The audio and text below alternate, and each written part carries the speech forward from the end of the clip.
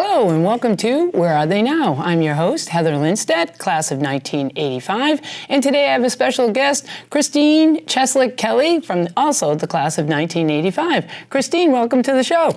Thank you, Heather. It's great to be here. Yeah, well, a little interesting, obviously, that I've been doing it for a long time, but it's always fun to talk about the class and about the high school with different people and different perspectives, which I was kind of funny that I was reading things and I didn't even know that you did at Chelmsford High, even though we hang out all the time. But talk about Chelmsford High and your flashback of like the biggest thing that you remember when you started there. The biggest thing about when I started there, one of the things about actually the class of 85 is we were the first class of ninth graders to come to the high school. So that was kind of new and different. And actually prior to that, my class was the first class to come to Parker as sixth graders. So there were all sorts of kind of new nuances that we really didn't plan for, that they really didn't have ironed out, so to speak. I don't think that impacted me in any way. I mean, basically they said, you're going to Parker, you're going to high school. So I went. My brother, who's a year older than I, Greg, class of 84, he had gone the year before. So my family was kind of exposed to the high school, exposed to kind of the routines, the bus schedules, kind of all of that. So I really didn't have any apprehensions about going. And playing soccer, though, because that made it interesting, right? Because you started before the school year started, right? We had tryouts and those kind of things. But you had already had a pretty good friend group because of soccer being such a part of the youth group. Yeah, I would say. I think I went into the high school kind of with friends. Funny thing about the soccer is, we had the tryouts for, probably a week or whatever it was. The double sessions, which was the introduction to that, which, was a lot, hot and long and sore. And ironically, after this week of what you endure and, they pick the teams and all that, on the very last tryout, I broke my collarbone. So I didn't actually end up playing a single game that year. So that was kind of disappointing, honestly. I felt like I kind of, missed, I had the experience with everyone trying out, but didn't, was not able to participate in the season. Right. So then you start the school year, though, and what did you think, though, with the size of the school? I don't think when we got all together, Parker and McCarthy, I don't think we realized how big a class it was. No, a couple things of what I do remember is, for myself as a ninth grader, I mean, I'm not a large person now, I was a pretty small person, and probably pretty young looking. There were people in there who were probably 2 feet taller than I was. There were seniors who had, facial hair. So I began to recognize that there's a lot of different classes in this building, and I'm probably pretty young and pretty small. And in that, though, we had 600 in our class, and it was just like, I don't think I know anybody or anyone. Well, I will say it was hard to find your friends. It was hard to find your locker. It was hard to get from one class to the next in a pretty timely manner. I feel like, though, administration and school kind of gave us a lot of grace in the beginning. Well, absolutely. So being in, who your dean was and those kind of things, and, kind of the competition of what house you were in. Yeah. Yeah. The other thing, too, I will say, carrying all those books around and trying to navigate how many of these am I going to carry? Am I going to have the right things? Like, those were the kind of things that seemed to be like daily worries. Yeah. But then you did get to play softball. I mean, we had Mr. Doherty as a coach in that situation, just a young guy. But name some teachers that you thought, even as a ninth grader, that might have had an influence on you. As my freshman year? Yeah. Or was it after? No, I really don't have a lot of recognition of academically what freshman year looked like, other than carrying the books and on the bus and all of that. As far as years after that, I look back as Mrs. Chrisman, actually, who taught modern European history, which prior to that I really didn't know anything about. And I became very interested in history. I was very interested in the engaging way in which she taught the material. I can't say that everyone in my class was as interested as I was. But one of the things I liked is she made you work hard. And she prepared you, but you had to do your part. And that really spoke to me. So I enjoyed studying for that class and learning all the things I did. And then you always loved Spanish. And I always loved How did you Spanish. fall into that? I can't say that I loved it. Well, I think as a 7th grader at Parker, you get to choose a language, and I chose Spanish for no particular reason. I don't have any family history of Spanish. No one in my family speaks Spanish. So Greg didn't take Spanish. He did not take a language, actually, in 7th grade. So I ended up with Spanish, and, for the most part, it was just, kind of rote in the middle school years. And I continued to take the language in high school. And the biggest thing about Spanish for me is I ended up participating in the Venezuelan exchange program. So What year was that? that was my junior year. So that's when the Spanish really became real and a language that I was going to use, and recognizing just how significant it was to be able to use Spanish in a country that, was entirely Spanish-speaking. So I don't know if I had Mr. Rubin that year, but he was the teacher that kind of oversaw that program. So when I traveled with probably 10 or 15 others to Venezuela, he oversaw the program. And, that was a big deal, actually, to, leave the country with basically kind of peers. Was that your first time out of the country? Yeah, definitely. And, nowadays there's so much travel that kids do at a young age. That was a pretty big adventure. And it was hard at times. The culture, the language barrier, not being with my family, and really being with, I don't want to say not my friends, but I was in a group of, kids that were selected. So it wouldn't have been like, me and my 5 friends are going, to South America. Like me. Yeah, exactly correct.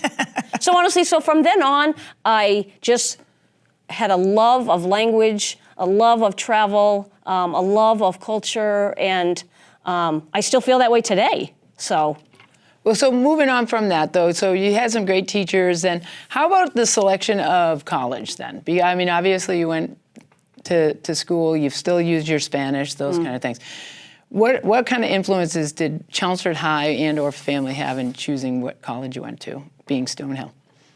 Well, I guess I knew I was going somewhat locally, like New England, so that was kind of what I was thinking. I wanted a more small school with a kind of a community feel.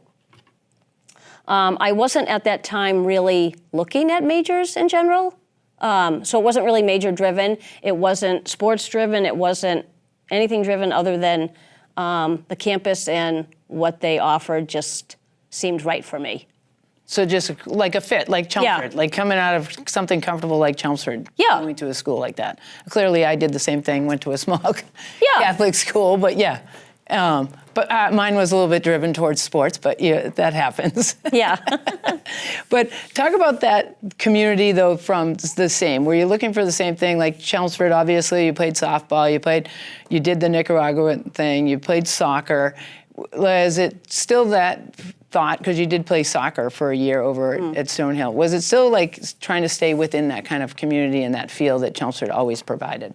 Yeah, I think so. I think my experience at Chelmsford High School, I had several small communities, if you will. The sports, I had, those people, my Venezuelan friends, those people. And this a similar thing to college. Although college, you're looking for small community, but you end up with community of people who aren't necessarily the same as you, which was really different than high school. High school, I gravitated towards people who did or had similar interests as me. In college, it just was a little bit more wider, which actually made the community larger. Yeah. So how did you choose a major? Anything but based on your experience at Chelmsford or what you really wanted to start your career in? I don't think I went in there with a career in mind. I went in there with, initially, I'm going to take classes that, well, number one, you have to have, there's all the framework that you need to kind of work within as a liberal arts college. I ended up with a major in international studies because I liked that kind of global piece. And I did end up minoring in Spanish. I, spent a semester abroad in Spain. And fast forward to after I got out of college, I'm I really didn't necessarily do anything with in the international community, if you will. Right. I went on for. But then I want to bring it to it. Then you went on to school too, and then you got into education. Yes. And you had just mentioned Miss Chrisman and stuff, the way that she taught and those kind of things. Was that something, though, that was just kind of there, or was it just a feel like I want to try to influence others? Well, I think initially, when I was in college, my senior year, I actually did an internship at Brockton High School. And that was actually Spanish-driven, because I had taken all the levels of Spanish that I could take, and I still wanted to continue. And it was like, what are my options? And actually my counselor or someone actually created this internship for me. So I would go into Brockton High School and kind of work with different small groups of students who, more than likely, English was not their first language. Right.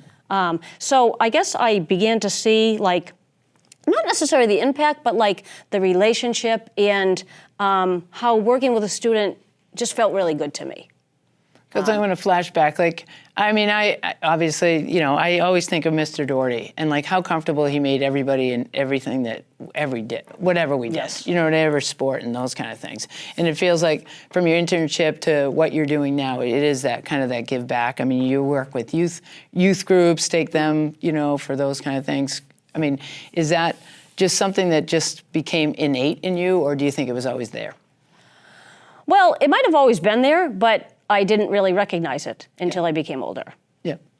But, looking back, school was always a positive experience for me. I mean, that doesn't mean, I killed every class and was exceptional, but I was always interested. For the most part, I was always doing my homework, being accountable and all of that. And I just kind of respect the whole system. And you could see what teachers gave to students and how it changes lives. Right. So that, too, is a big piece, I think. It is a huge piece in being in education. But talk about those other travels that you have taken your youth groups on and stuff like that. Do you feel like they're getting the same experience that you had when you went to Nicaragua and stuff like that? Yeah, I mean, I think anything you can expose a young person to, whether it's travel, a new experience, culture, anything you do, if you lead with love and support, I think kids have an opportunity to grow. And some of these experiences I've taken with my youth group, they're service-based trips. There's also a kind of a Christian mission focus as well.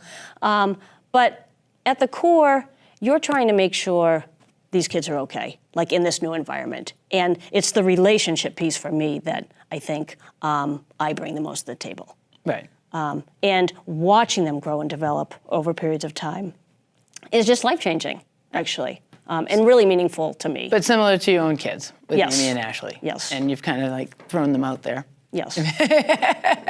Well, I think there are groups of people that love kids and really, I guess, engage that, and others who maybe that's not their thing.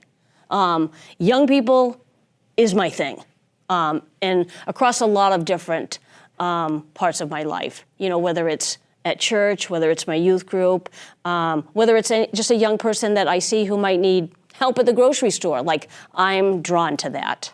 Yeah. But you still do old things, like playing soccer. I still do old things.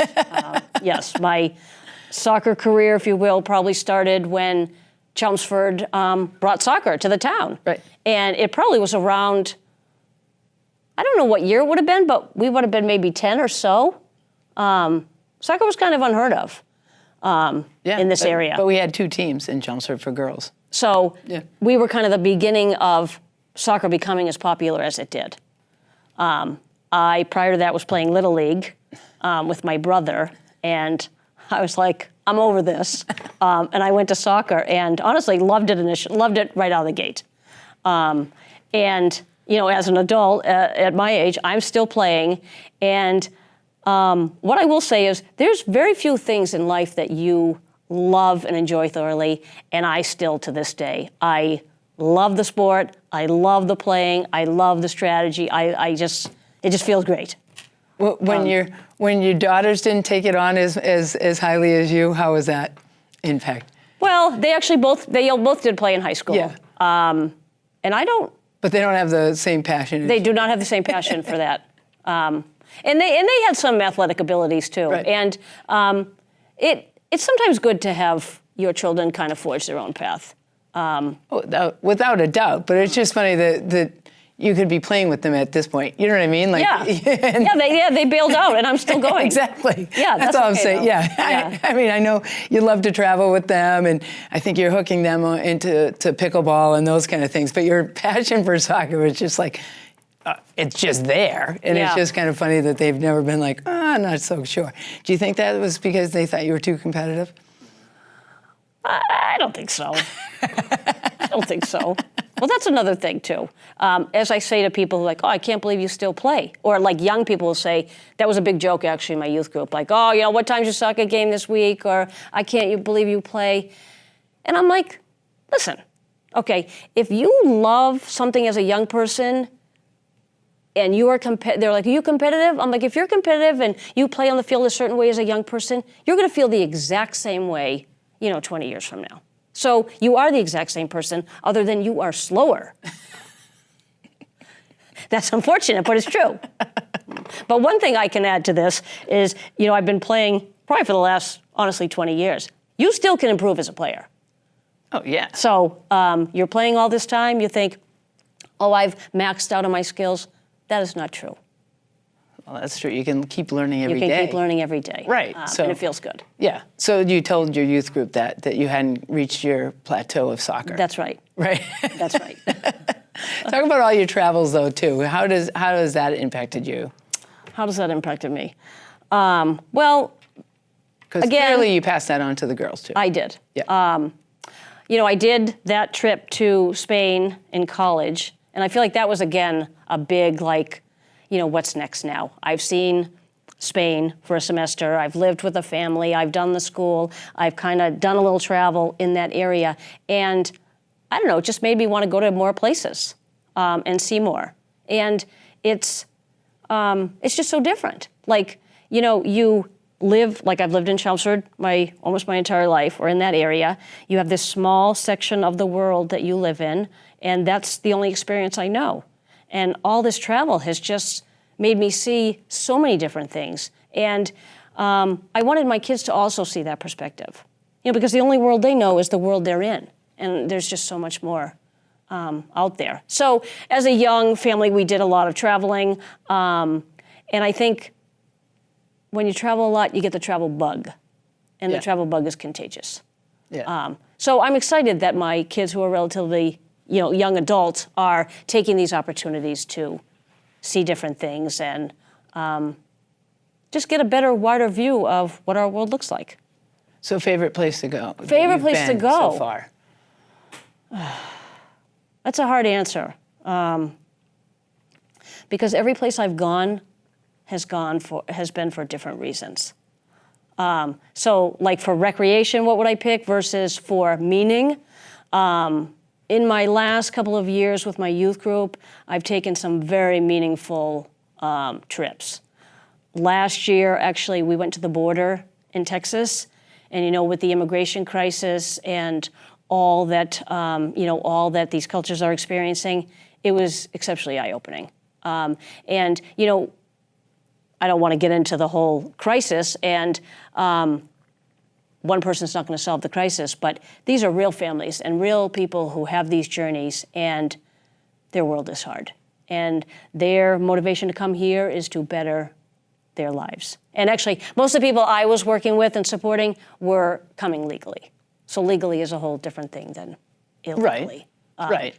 But it must have had a big impact on you, but in the youth. Yes. For them to see it right now and see how things are going, right? Educationally, too, just to be able to see it and have their own thoughts and that kind of process. Well, because there were a lot of actually kids that we were working with that were actually their age. Yeah. And part of their family's journey was, leaving Colombia, 12 years ago, leaving every single thing they know with a backpack. And here they are coming to a country. They don't speak the language. They're often separated from their family, like real hardship. That's a whole different level of hardship that we're never going to experience. Right. So that was very impactful for the kids. And for me, when the kids are really impacted like that, like I can see the impact on me because I'm like, wow, this is changing lives here. Right, and because they're the future. Yes. The kids that you're taking to these things to really actually see it. Yeah. Right?